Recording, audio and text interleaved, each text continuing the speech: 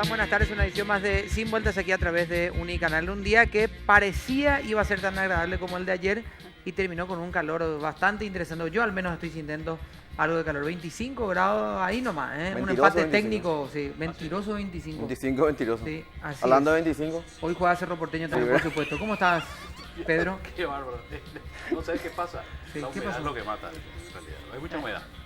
El nivel de ¿Hay humedad? humedad ambiente es altísimo, entonces se siente un poquito más. Hay humedad. Ah, sí. Ah, ok. Sí, hay humedad y el pelo El pelo de Mariana lo sabe. Sí, no. Sí, Ah, yo sí. puedo dar. Juega Cerro Porteño hoy, éxitos al equipo paraguayo también en esta patriada que Vos sabés va a que ser venía la- acá por Estados Unidos y siempre vengo por Estados Unidos y doble en primera, ¿no? Y hay autos estacionados ahí desde ahí, hasta, me imagino, hasta Quinta Avenida. O sea, que no sé si me estaban haciendo un chiste arriba, me dicen acomódate el pelo. ¿Y qué pelo, verdad? Eso ya no Es no para sé si quedar era- No sé de qué pelo me estaban hablando, Bien, Mariana. para ¿Cómo quedar que Pero no? ¿Qué rebeldes. querés? Bien, Sí. con personalidad. Bien, Sí, todo los digo. irreductibles son ya eso, a esta altura te digo, están llenando y está en mi cabeza ahí. Ah, qué bueno. Bien, un saludo a toda la audiencia de Sin Vueltas. Yo decía, sí, hay humedad, porque estuve luchando ahí contra el freeze Sí, también. contra el freeze. Sí. Y la gente que está luchando para poder pasar cerca de la olla azulgrana, les digo, una violación Fuerza. de derechos de todos los ciudadanos, más o menos de todos los tipos se están dando en este momento. ¿Por qué? Las adyacencias al estadio, porque es un descontrol absoluto. Bueno, ahí está, ¿eh? pues. Pasó en el partido Este- anterior y les digo ahora un descontrol pero absoluto. ¿Sabes? ¿verdad? Es lo que yo digo, Te ¿no? dirige Vos- el tránsito hasta la señora que vende empanadas ahí No, en la esquina. vos decís, haces estadios enormes y los Sí. próximos proyectos y tienen que tener para estacionar.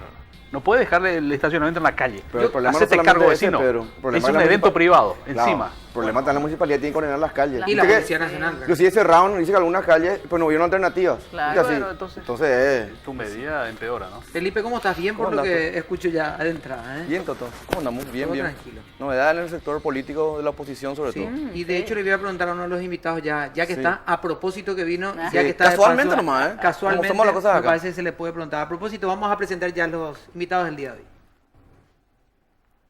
Elegí el jabón en polvo Coco Cavalaro, porque lo natural es siempre mejor. Pero no se confía. Está con nosotros el senador Fernando Silva Facetti. ¿Cómo está, senador? Gracias por acompañarnos. ¿Qué tal, Toto? Felipe, Mariana, Pedro y al amigo Manuel, un cordial saludo y el respeto de siempre a toda la audiencia. Nos acompaña también el doctor Manuel Riera. ¿Cómo está, doctor? Gracias Buenas por- noches, Toto, a todos. Buenas noches. Gracias por la invitación, Fernando. Permítanme entrar en una cápsula por un par de minutos, que no es el tema que vamos a tratar hoy, que sí es un tema de seguridad. Acaban de confirmar hace un instante en conferencia de prensa los miembros del Frente Guazú a Leo Rubín como el precandidato de ellos a la vicepresidencia en una posible alianza con el Partido Liberal. Desde el sector, porque también está dividido como todos los partidos que están en puja ahora en internas, ¿cómo ven ese acercamiento y esa claridad por lo menos ya del Frente Guazú con un candidato? Bueno, nosotros tenemos una postura que venimos defendiendo, ¿verdad? Que tiene que haber una alianza, que la alianza debe realizarse, la dupla presidencial debe ser con un candidato del Frente Guazú, debido a una lógica muy sencilla. El Partido Liberal es la primera fuerza de oposición, el Frente Guazú representa la segunda fuerza de oposición, un aliado histórico, que tuvimos nuestras diferencias, las han sido superadas, y nosotros tenemos que mirar adelante. Eso no significa que en esta alianza, que debe ser, y eso es lo que criticamos al señor Efraín Alegre, que una alianza debe trabajarse durante meses, ¿verdad? No así a la Bartola como está haciendo a último momento. Y hasta ahora, hoy hemos presentado nosotros nuestra propuesta de 5 propuestas bases de lo que sería, cómo debe construirse una alianza que debe constituir en 3 partes, ¿verdad? En primer punto, una alianza electoral, es decir, juntar la fuerza para poder ganar una elección.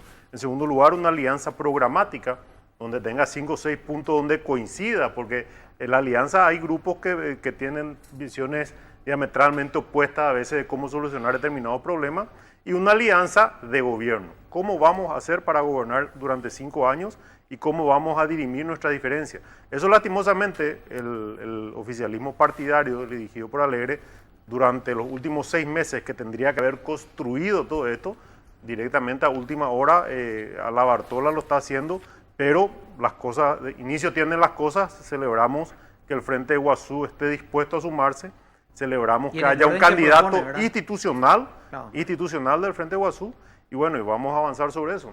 En el orden que se propone es interesante que el Partido Liberal no entre en discusión si va a encabezar o no, porque lo va a hacer. Fernando Lu decía es una alianza institucional. Claro. El candidato que sea, Carlos Mateo, Efraín o el que se presente si es que hay otro que se presenta. uno entendía y decía, bueno, entonces el partido, el Frente Guazú, va a poner al mejor de todos sus exponentes para poder sumar. ¿Te parece que Leo Rubín es el mejor de todos los exponentes que están en ese sector? ¿El más fuerte, el que pueda apuntalar o sostener la campaña tanto de Carlos Mateo como Efraín? Bueno, es una persona, un outsider político, una persona que no tiene experiencia más que de lo que es en la radio y que a veces es una ventaja, es lo que decía hoy Fernando Lugo.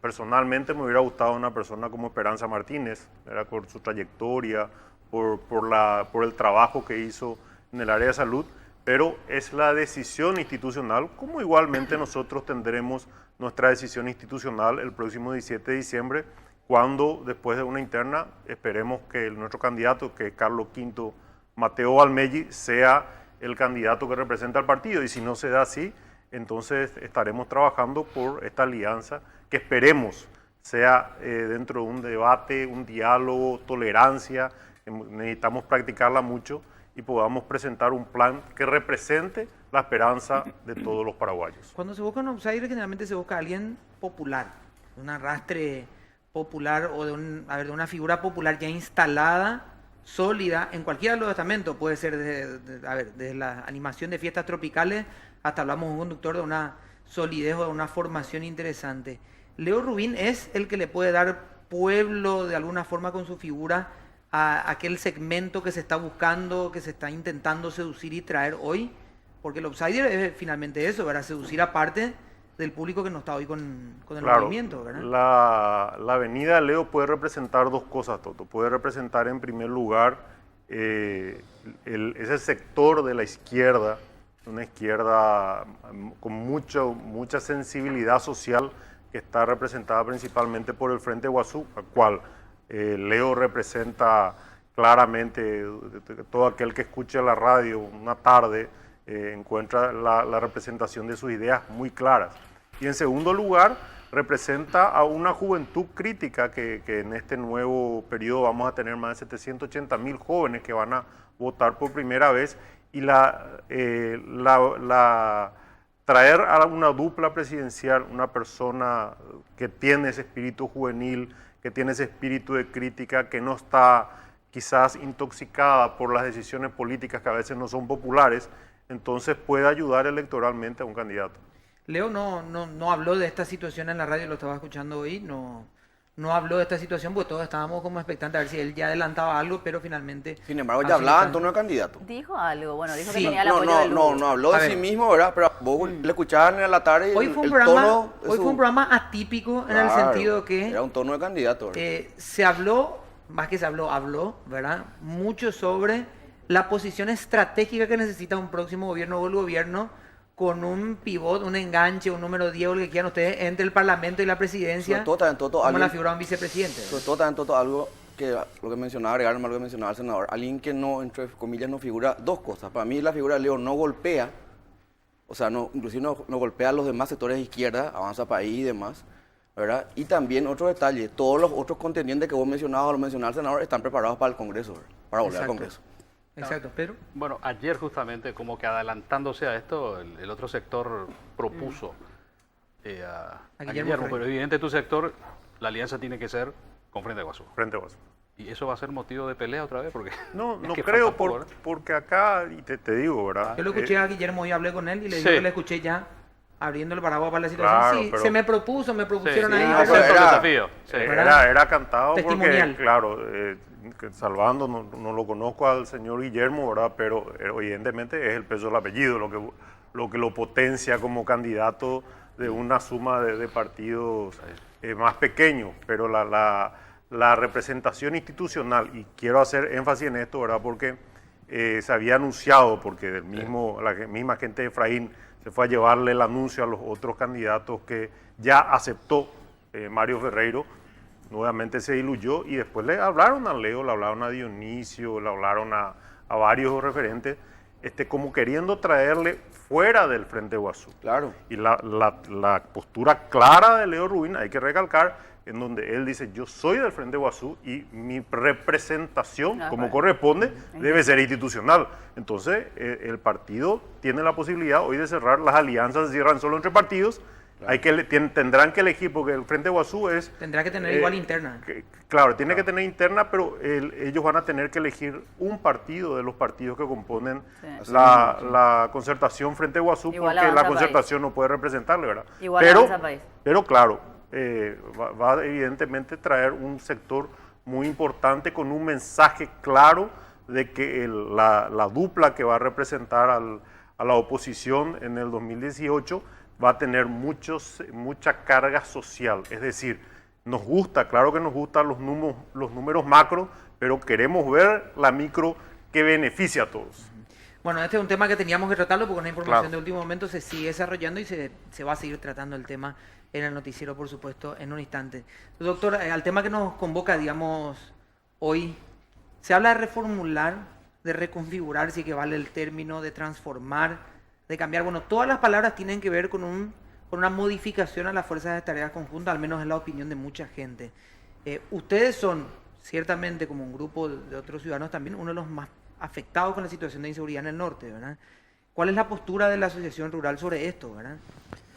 No, la Rural hizo una reunión grande en la que pidió la opinión de la gente. Nosotros somos conscientes que hay que juzgar por los resultados y no estamos viendo los resultados. Lo que sí somos conscientes también es que el norte sin la fuerza de tarea conjunta sería peor que el norte con la fuerza de tarea conjunta. Nosotros no podemos alegremente decir que las fuerzas de tarea conjunta se vayan. Lo que sí creemos es que por la experiencia que relatan otros que conocieron y que tuvieron estos problemas, es que las Fuerzas Armadas, más allá del problema del diseño constitucional que tenemos en el país, sirven para ocupar territorio, pero no necesariamente para el combate al terrorismo. Es decir, para el combate al terrorismo, para la seguridad interna, habría que ver qué tipo de fuerza habría que implementar. Con esto no estoy diciendo que la fuerza no esté integrada por Fuerzas Armadas y Policía, o Policía solo, o Fuerzas Armadas solo, porque no somos expertos. Lo que sí creemos es que hay que defender la Fuerza de Tarea Conjunta como una organización armada que brinda seguridad a la zona, más allá de que no está dando los resultados. Peor sería si no estuviera. Y sí creemos que tiene que replantearse cómo va a funcionar el combate al terrorismo del norte, porque en definitiva de lo que se trata es de terrorismo. Es decir, esa gente está atemorizando la zona, está logrando que las tierras valgan cada vez menos, que esas tierras terminen en manos de gente que no debiera terminar. Es absolutamente impensable que el crimen organizado no esté integrado, Claro. así como todos los abogados nos reunimos para definir estrategias políticas, jurídicas, los empresarios se reúnen. Es razonable que el crimen organizado también se reúna para decidir cómo retroalimentarse entre ellos y cooperar aportando cada uno lo suyo. Y ahí el terrible flagelo, aparte del terrorismo, es el narcotráfico en esa zona y en el país en general, ¿verdad? Entonces, dado que la Constitución paraguaya prohíbe hacerse justicia por mano propia y reserva el monopolio de la fuerza del Estado, porque no podría ser luego de otra manera, lo que nosotros tenemos que hacer es exigirle al gobierno nacional que replantee, que revea, que decida, que reestructure, que reorganice, pero que consiga proveer a la sociedad civil el cumplimiento del rol fundamental del Estado, que es brindar seguridad a las personas y a sus bienes. Si el Estado no te brinda esa seguridad, el Estado no tiene razón de ser, porque las dos funciones primeras del Estado y por las razones que nació el Estado son seguridad y justicia. Y por una sencilla razón, seguridad porque está prohibido hacerse justicia por mano propia, porque entonces no sería justicia sino venganza, y justicia porque si yo voy a administrar los conflictos y no el Estado, en definitiva también es venganza, ¿verdad? Entonces, no hay opción, no importa quién sea el gobierno, no importa el color que tenga, tiene la obligación de garantizar la vida y los bienes de todos los habitantes de esta república, del color que fueran, de la nacionalidad que fueran, de la religión o el credo al que pertenezcan. Si el Estado no hace eso, representado por el gobierno de turno, no nos sirve.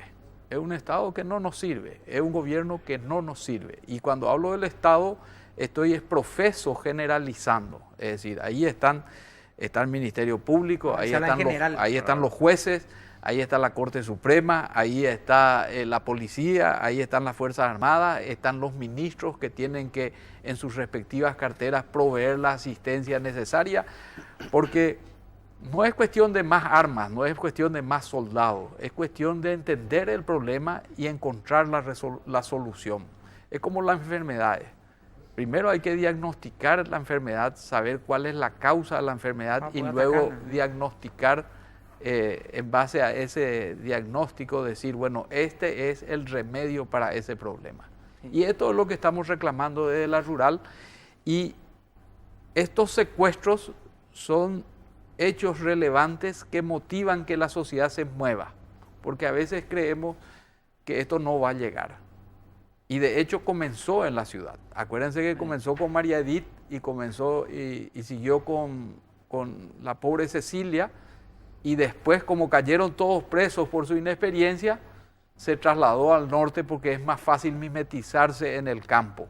Pero va a volver, es cuestión de tiempo para que vuelva. O sea que la sociedad civil tiene que involucrarse, tiene que aportar lo suyo. Nosotros tenemos que proveer toda la infraestructura que tengamos, campos, alojamiento, comida, todo lo que haga falta, información para que esto funcione. Y los que saben te dicen que el secreto es 95 o más % inteligencia. Que es lo que que es la gran duda que estamos teniendo hoy. ¿Sí? Claro. Sí. Vamos a hacer una pequeña pausa y a la vuelta tiene la pregunta Felipe, lo va a hacer también Pedro y también Mariana, por supuesto. En la primera pausa del programa ya volvemos.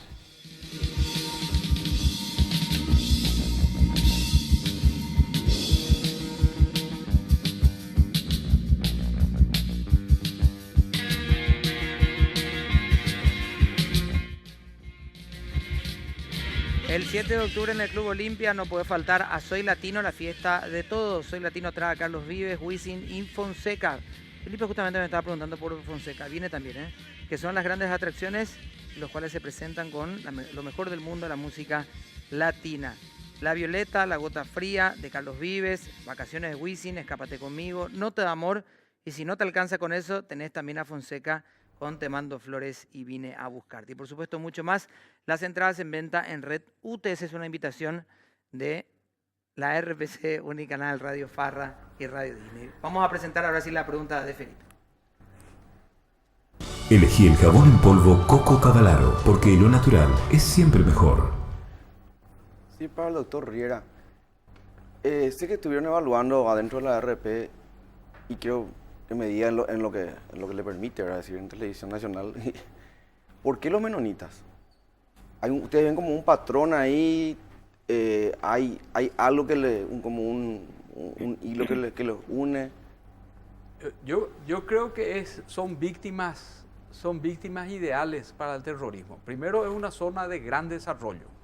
Ellos generan riqueza, mucha riqueza en esa zona, y hacen que todos los que vivan alrededor de la colonia Río Verde, Manitoba, etcétera, progresen, aprendan, construyan un país mejor, y eso es el enemigo del terrorismo. En segundo lugar, es una comunidad muy cerrada, esa en particular, los menonitas del Chaco son ya más abiertos, pero esa comunidad es muy ortodoxa, muy tradicional, entonces no habla, no dice, no se expresa, no comunica, no denuncia, y además no tiene a dónde irse. Es decir, hay mucha gente que en el Paraguay puede mudarse a vivir a Ciudad del Este o puede ir a vivir a otro lugar y seguir trabajando, hay parientes en todos lados. Ellos no tienen nadie. Es decir, vinieron desde Canadá, están instalados ahí, no pueden irse a otro lugar, tienen todas sus inversiones puestas ahí, tienen unas costumbres y unos credos religiosos que les impiden responder a la violencia, ni siquiera tienen la posibilidad de la defensa propia, ellos no pueden utilizar la violencia. Y destruir la colonia Río Verde es destruir un montón de símbolos del capitalismo, porque si alguna vez ustedes se interesaron en pensar cuál es el símbolo del capitalismo, son los menonitas y los calvinistas. Hay un libro famoso, es la obra cumbre de Max Weber, que se llama La moral protestante y el espíritu del capitalismo, en donde Max Weber estudia el capitalismo fundado en la teoría religiosa, y los modelos son los menonitas y los cuáqueros, o sea, los que llegaron a Estados Unidos para fundar Estados Unidos. Los colonos, digamos. Los claro. colonos que huyeron de la intolerancia religiosa de Europa. O sea, esta gente no hace las cosas al azar. El ataque de la izquierda a la propiedad privada no es porque la propiedad privada simplemente les moleste, es porque la propiedad privada es el símbolo del liberalismo. El liberalismo no como partido político, el liberalismo como idea, que es la base del Partido Liberal, ¿verdad? Es decir, yo soy libre de elegir qué propiedad tener y qué hacer con mi propiedad. Y no estoy hablando de propiedad privada, simplemente la tierra es el símbolo nomás. Pero este bolígrafo que yo tengo es mi propiedad privada, ¿verdad? Este teléfono es mi propiedad privada. Pero atacan la tierra, ¿verdad? Es decir, ellos necesitan destruir los símbolos del capitalismo. Yo creo que los menonitas son un símbolo del capitalismo a pesar de sus actitudes modestas.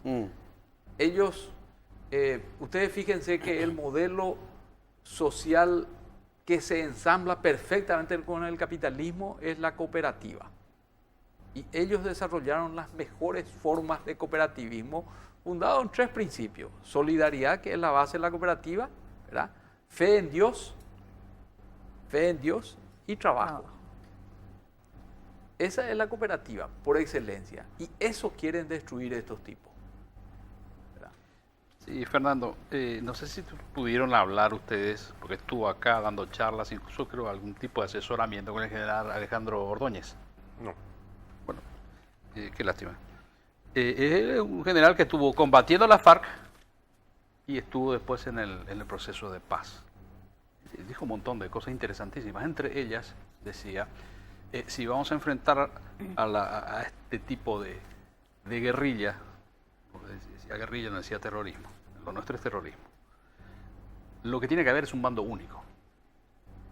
Nosotros tenemos un doble mando en el frente de batalla. Y seguimos persistiendo con esa situación, pero desde el inicio de las operaciones de la FTC en el norte del país. Y los resultados, en fin, en un momento era la policía, incluso tenía todo un dispositivo de inteligencia la policía que después se desarmó cuando la FTC fue a intervenir. Entonces cuando pasan estas cuestiones y uno se pregunta qué hace uno de los poderes del Estado cuando ve lo que está ocurriendo. O sea, para ustedes, a los políticos, porque muchos de ustedes también están siendo sospechados de ser financiados por narcos, e incluso algunos se le dicen, estos estuvieron relacionados con estos que están matando gente en el norte. Entonces, se mezcla todo, esto se mezcla ahí en el Parlamento. ¿Cuál es la discusión que tienen ustedes sobre esto? Mira, Pedro, nosotros tuvimos una postura clara, concisa, desde el vamos con la creación de la FTC. Tenés que la Constitución establece el marco del rol de la policía y de las Fuerzas Armadas. Había una ley que era la 1337 de Defensa Nacional y Seguridad Interna. La modificamos a través de la ley 5037 del 2013, donde se le permitió a las Fuerzas Armadas, fuerzas de combate, entrar a operar en Concepción, Amambay y San Pedro. Eso fue un primer paso. Después vino el presupuesto, el acompañamiento. Y lastimosamente hubo una falta de voluntad. Había realmente mucha expectativa del gobierno recién llegado, cómo iba a operar. Pero imagínate que en estos 4 años cambiaron 7 veces de comandante. 7 cambiaron. Que Maduro duró 11, que fue Benítez, que fue el segundo, que para mí fue el que tuvo mayores éxitos a través del exterminio de este movimiento acá, que eran principiantes en este tema. Se les proveyó, y yo trabajo mucho con el tema de la lucha contra el narcotráfico, donde soy vicepresidente, pero siempre estuve muy involucrado con la parte legal y acompañamiento. Y nos preocupaba mucho este tema por la conexión que existe entre, obviamente, la producción de narcotraficantes en las zonas liberadas, con este grupo que te vende la seguridad de que puedas operar libremente. Y no te puedo decir la cantidad de veces que nos fuimos con la gente de la Senat, con el Ministerio del Interior, por el jefe de policía, gabinete, a decirle qué es lo que necesitan, qué más necesitan. Y durante todo este proceso, siempre la bandera de los reclamos fueron inteligencia.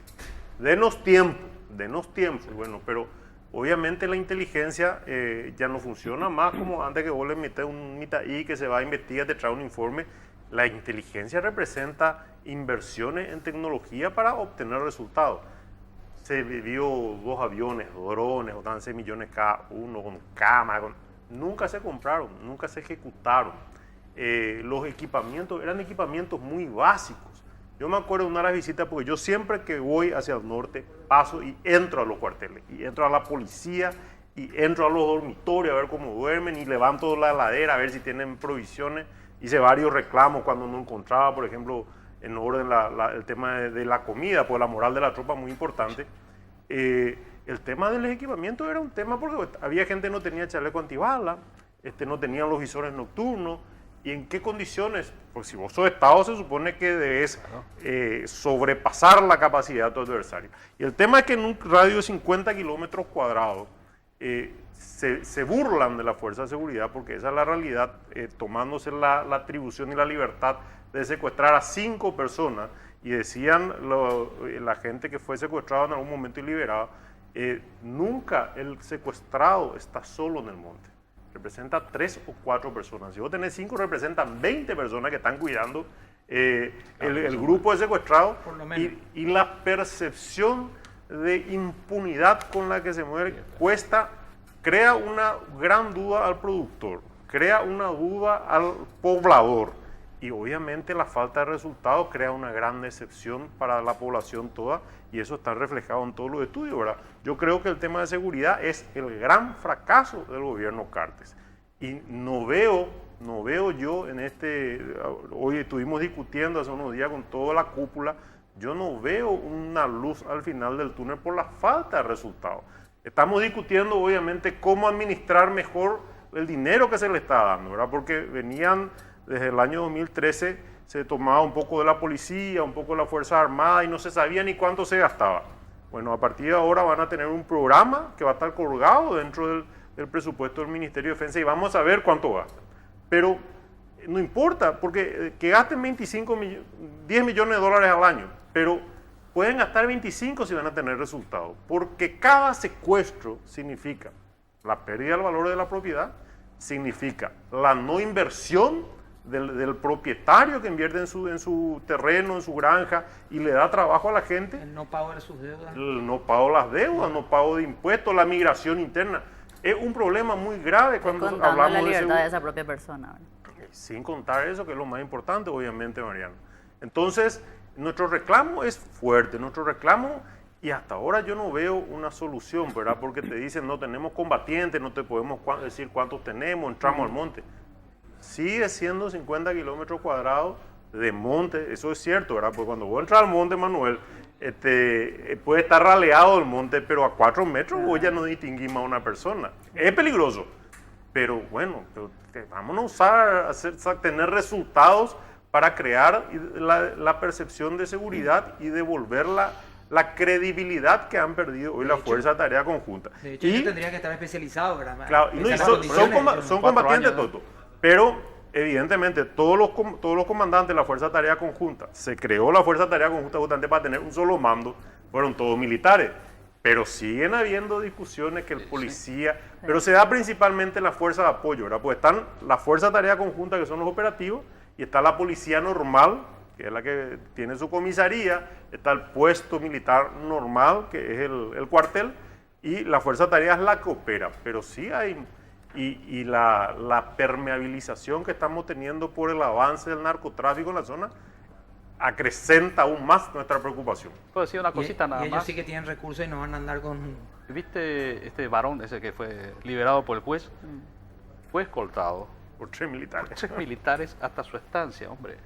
Después le sacaron al jefe del destacamento, pero para que veas. Simplemente, ¿no? Vamos a hacer una pausa a la vuelta. La expectativa del país está puesta en la pregunta de Mariana. Pausa y ya volvemos.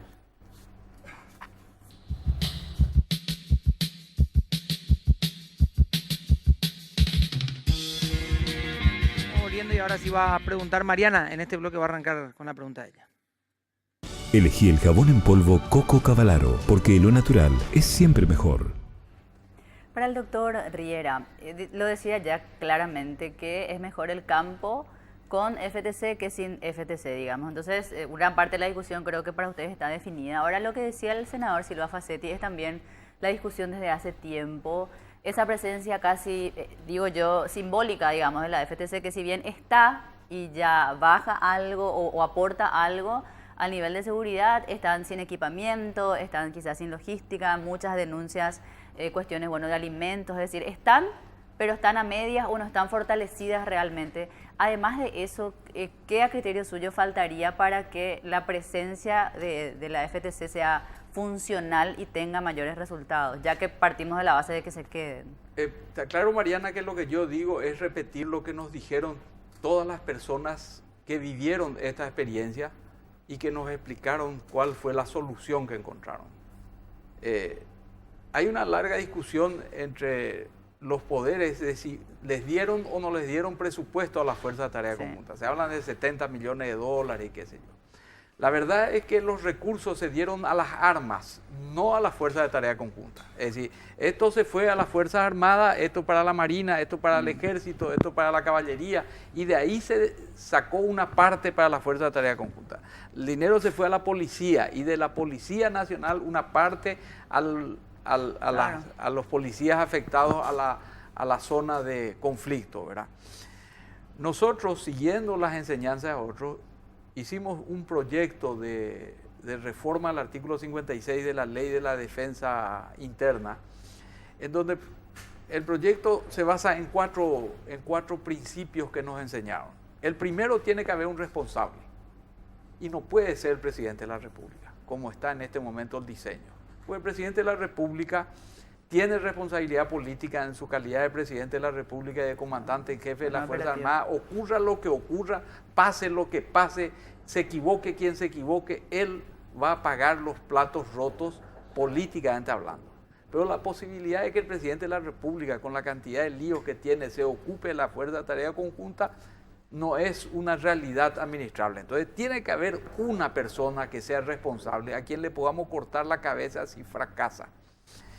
Eso ya lo decía Nerón en Roma. Quiero que Roma tenga una sola cabeza para cortarla de un solo tajo. No podemos tener muchas cabezas.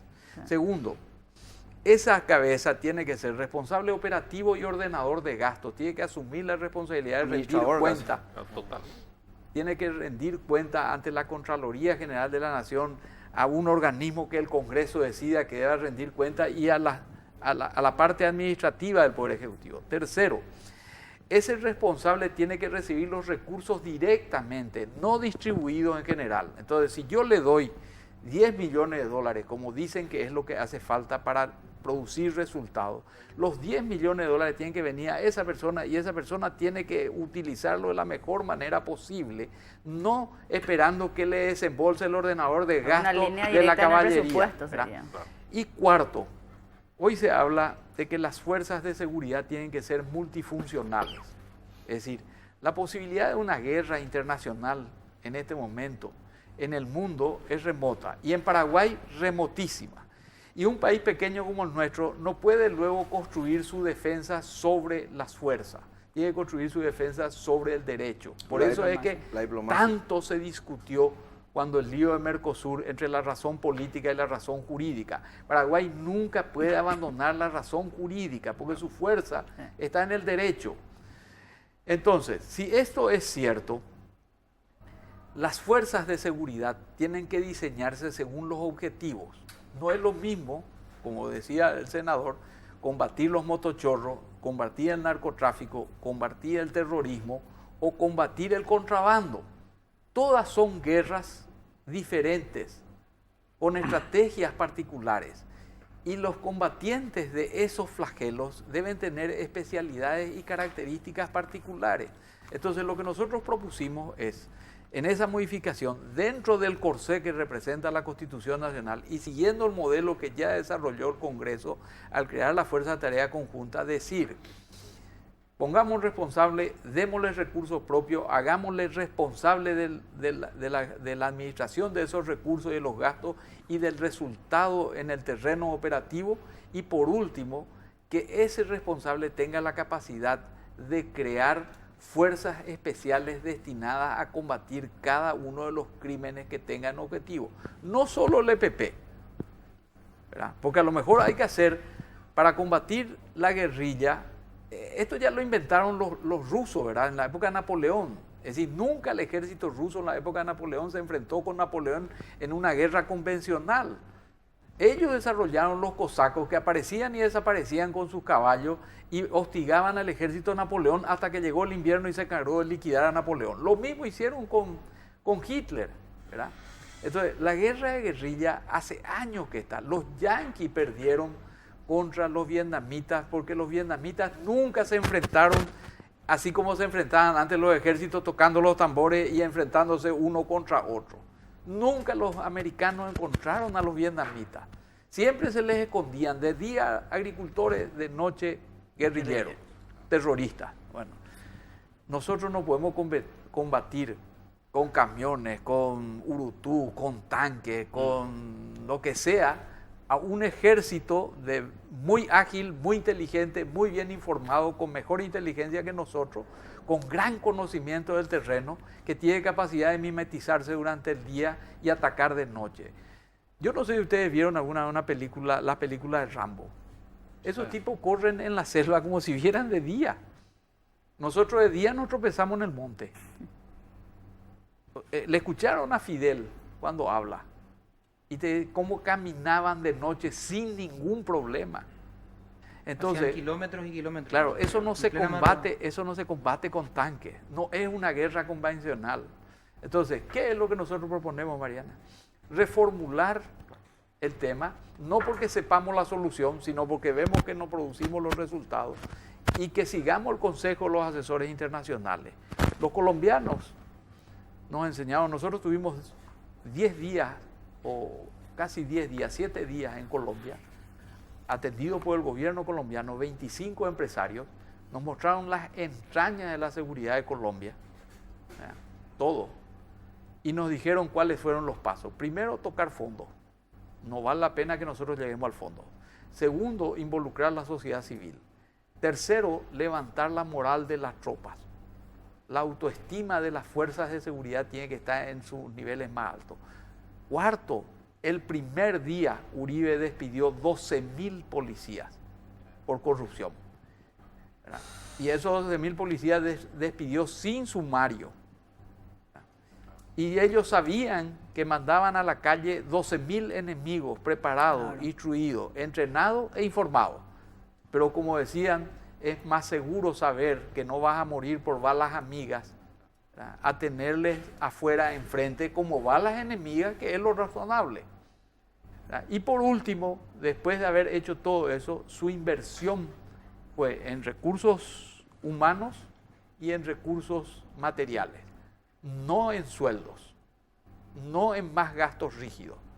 ¿Qué dijeron? Hicieron pactos con las universidades de Estados Unidos, de Francia, de Alemania, de España y de Inglaterra y de Israel. Mandaron todos sus soldados a estudiar, sus oficiales a estudiar. Todos tienen títulos universitarios. Yo me acuerdo al capitán Carvajal, le pregunté a un señor colombiano que fue el que negoció el secuestro de Fidel. Le digo, capitán, ¿y usted qué es? Y tengo un máster en Relaciones Internacionales y un doctorado en Economía en la Universidad de Yale. Ese era el capitán Carvajal, ¿verdad? Entonces, ese tipo no está en venta. Como nos decían los colombianos allá, con nosotros se quieren casar las chicas ahora en Colombia, nos decían, para ver lo valioso que es un policía y un soldado en Colombia. Entonces, tenemos mucho trabajo por hacer. Está todo escrito lo que hay que hacer. Se sabe lo que hay que hacer. Ahora, ¿qué necesitamos? Blindarle jurídicamente, porque como te dije, quienes no actuaron la forma de combatir del Estado es siempre dentro de la ley. Pero tenemos que darle un marco jurídico que permita cumplir con su deber de ejercer la violencia organizada y legítima, porque el Estado tiene la legitimidad de la violencia, y que ese ejercicio de la violencia no implique que le postergan su ascenso o peor, que le manden preso y que termine pudriéndose en la cárcel. Esto tenemos que darle a nuestra fuerza de seguridad. Felipe. Para el senador, ¿tiene usted información acerca de 3 militares que están ahora en este momento supuestamente sumariados por parece quedarse con parte del impuesto revolucionario? No lo tenemos, pero sí existen muchísimas denuncias. Existen denuncias de derechos humanos muy importantes. Y es algo preocupante, ¿verdad? Como te decía Manuel, ¿verdad? Porque la gente ya no está comprometida con la lucha. De toda la plata que se le fue a la FTC, por ejemplo, la mitad es en bonificaciones. ¿Verdad? Gasto rígido, que es lo que decía Manuel. Entonces, las denuncias que hay, el tema de las falsas, los falsos intermediarios, los falsos guerrilleros que se quedan con el vuelto, los que te venden protección a las estancias, y es real, existe. Yo estuve varias veces hablando con ganaderos de la zona, unos pagan un extra parte de esta bonificación que te dan, pagan informantes. Allá hay un sistema de inteligencia paralelo, ¿verdad? Que es el de los ganaderos, en donde ellos tienen un par de informantes y ellos cuando te dicen hay rumores de que se están moviendo por tal zona, nadie aparece. Todavía desaparecen. Y toman sus cuidados, ¿verdad? Por ejemplo, nunca anuncia cuando te vas. Yo me fui muchísimas veces. Nunca llamé a decirle a la policía me estoy yendo. Me aparecía y desaparecía. Son cuidados generales. Pero sí, lastimosamente, existe y es lo que justamente crea la duda sobre la conducta de ellos. ¿Qué es lo positivo que tuvo la FTC? Lo de la K, 45 apresiones, creo que hicieron en este gobierno, gente relacionada. Mucho el problema también es que la falta de tomar como un todo, ¿verdad? No solamente la policía, sino tiene que haber una orden fiscal. El fiscal tiene que estar disponible, tiene que irse, tiene que estar el juez involucrado. Debe ser tomado como un todo el problema, no solamente un problema de seguridad, sino también mucho incide también el tema de la infraestructura. Estuve, por ejemplo, en el año 2014 cuando se instaló el batallón de ingenieros en Arroyito. Me acuerdo que ese día estaban construyendo cuando llegamos una muralla de protección porque esa noche le tiroteaban los propios pobladores. Hoy los propios pobladores están contentos con la presencia física de las Fuerzas Armadas en Arroyito. Y obviamente salud, educación, asistencia a los pobladores de la zona es parte del problema como un todo que tiene que ser abordado. En eso se hizo bastante. ¿Y la cooperación internacional que se tenía y ahora? Y la cooperación existe. Hoy se está trabajando con los colombianos, en principio se trabajó con los israelíes, pero sigue siendo... Lo que pasa es que vos le llamás y le tenés enfrente. Cuando está Felipe, se sienta el ministro y le decís, claro, ¿qué picoleca más necesitas para tener resultados? y están atados, ¿verdad? Porque a veces vos le das el presupuesto y después le decís, bueno, pues el año pasado no te dimos tanto, ¿verdad? Y sí, bueno, pues Hacienda no desembolsó. Bueno, ¿cuál es la prioridad? Y a veces la prioridad es salud, a veces la prioridad es los gastos fijos, a veces la prioridad son las obras, porque las obras son lo que hacen lucir a un gobierno. Y entonces, ¿cuál es la prioridad del gobierno? Y después sin contar que como presupuesto de informantes saben cuándo se fue y con qué resultados, ¿verdad? Como una cuestión de, entre comillas, como no hay una agencia, no sé si hay una agencia o no, de hecho, si existe no tendríamos que saber cómo está trabajando, ¿verdad? Sí. Pero aparentemente... Se aprobó y no tiene presupuesto. Claro, se aprobó y no tiene presupuesto, pero si existiera, digamos, inteligencia trabajando y operando en este momento, no tendríamos que saber en dónde está. ¿Verdad? Tendría que estar operando y darse la inteligencia ahí. En tiempo, ¿verdad? Yo me acuerdo estando en Concepción, visitándole una visita sorpresa, estaba entonces el general Benítez como comandante, me quedé hablando ahí con algunos oficiales y contaban que 2 semanas antes un pelotón se cruzó a la noche con una columna del EPP y ya no tenían radio y no tenían señal de celular y nadie se animaba a disparar sin tener la orden previa, ¿entendés? Y cosas así que vos decís, no puede ser, pero es la realidad, ¿verdad? Entonces, inversión en infraestructura se gastó más. pero sigue siendo la inteligencia. Yo estoy seguro que la gente allá, así como citó lo del Vietcong, ellos como hicieron en Colombia, túneles, pozos, ¿verdad? Entonces vos puedes pasar encima y no te vas a dar cuenta, que existe eso, ¿verdad? Pero trabajo de información, y saben, ese es el otro problema. Cuando vos te vas a Tacuatí, ¿verdad? Te dicen, ahí está Mariana. Mariana es la novia de fulano que está con ellos y su hermano es el que le lleva luego. Bueno, entonces la inteligencia lo que tiene que hacer es documentar para que se le pueda agarrar a Mariana, al hermanito y al hermano en su momento. Esa es la parte que falta. Entonces, tienen la información, pero no pueden cerrar el círculo por el temor que tienen también de las consecuencias jurídicas, de no obrar por sobre sus facultades. Vamos a hacer la última, sí, a ver un poco, y 44, sí, la última pausa del programa, ya volvemos.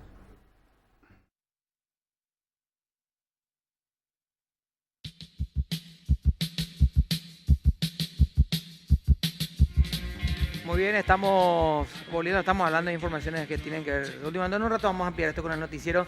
Queremos agradecer a Galano por los muebles de Sin Vueltas y lo que se viene también, por supuesto, 905-413, el número de contacto. Ahora vamos a presentar las conclusiones del programa de este día, hoy es martes, ¿verdad? De este día martes. Elegí el jabón en polvo Coco Cavalaro, porque lo natural es siempre mejor. Senador, ¿para dónde ir en esta situación o cuáles son los pasos, verdad? Uno, como decía, desciende y dice, bueno, ¿qué más lo que necesitan? Bueno, ¿para dónde ir? Hay dos cosas importantes como Poder Legislativo, obviamente la predisposición, porque nosotros no podemos más que darle el marco legal y obviamente no es algo fácil de pasar, la ley en sí ya fue difícil. Si en caso de estudiar esta propuesta hay sectores que son críticos a estos poderes especiales que se otorgan por nuestros antecedentes en dictadura, ¿verdad? En segundo lugar, presupuesto. Nosotros damos el presupuesto que ellos piden, pero obviamente el desembolsar el presupuesto es responsabilidad del Poder Ejecutivo.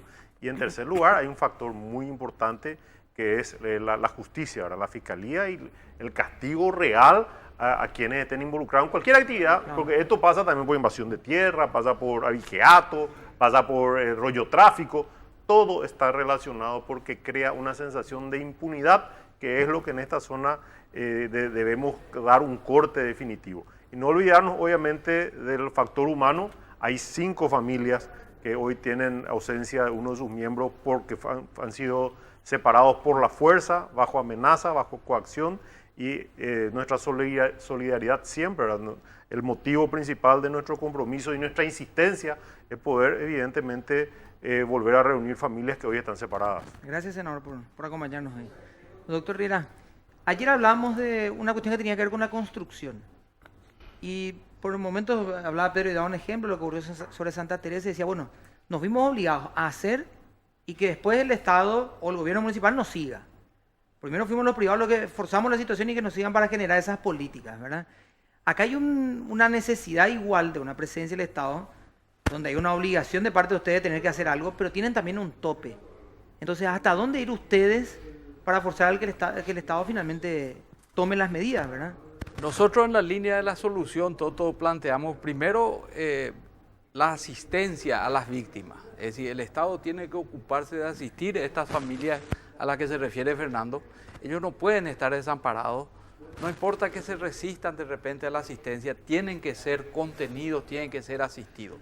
Y por eso se pidió de manera primera rescatar a los secuestrados sanos y salvos y devolverlos a su familia. Y en segundo lugar, nosotros creemos, y dio resultado en otros casos, que hay que hacer una mesa de crisis. Es decir, nosotros creemos que estamos en crisis. Para nosotros esta es una situación crítica. La situación crítica supone necesariamente aceptar que los hechos no son la consecuencia natural del desarrollo de una vida normal. Cuando las cosas empiezan a salirse de su cauce natural, para peor, estamos en crisis. Y eso exige que el Estado se ocupe de instalar un equipo de gente que esté las 24 horas pensando cómo resolver el problema. No puede encargársele a un ministro que dentro del mare magnum de sus problemas se ocupe también de esto 24 horas. Entonces creemos que hay que, por eso repito, instalar una mesa de crisis, poner alguien de la policía, alguien de las Fuerzas Armadas, alguien del sector de la sociedad civil, alguien de ¿cómo que se llama?, de la parte legislativa. Es decir, tiene que haber una mesa de crisis que diseñe fórmulas o soluciones al problema. Y si esa mesa de crisis no se ocupa las 24 horas al día, no vamos a resolver el problema, ya sea pidiéndole al Congreso más plata, pidiendo que se modifique la ley de esta manera, exigiendo que las fuerzas de seguridad pasen por el polígrafo, pero desde el comandante para abajo hasta el último tienen que pasar por el polígrafo. Tenemos que tener la certeza de que nadie miente, porque en definitiva la corrupción es el SIDA de la democracia y carcome la democracia por dentro. Y esta gente necesita demostrar que las instituciones democráticas no resuelven los problemas sociales. De eso se trata. Doctor, La mesa de crisis creemos que es la solución. Gracias por venir una más, doctor, y acompañarnos en esta edición de Sin Vuelta. Gracias a todos por la invitación. Bueno, hoy juega Cerro Porteño también a propósito de eso, así que en un rato van a estar, se viene el servicio informativo, por supuesto. Hay informaciones que se van a seguir desarrollando a lo largo de la jornada porque se movió el tablero político de alguna forma.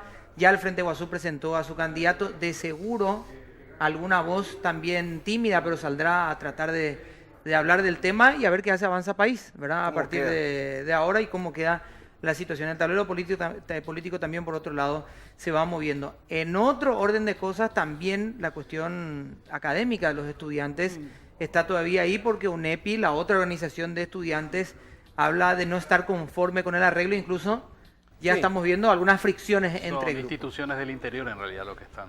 Pero siguen tomadas. Pero son de UNEPI.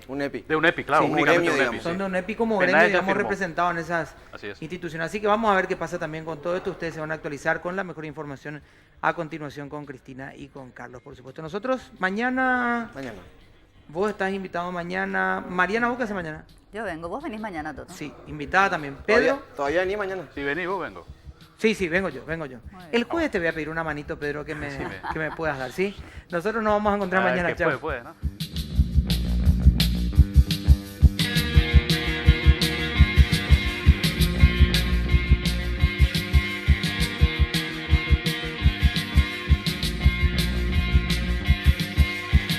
I've been waiting for a guy to come and take me by the hand. 'Cause these sensations make me feel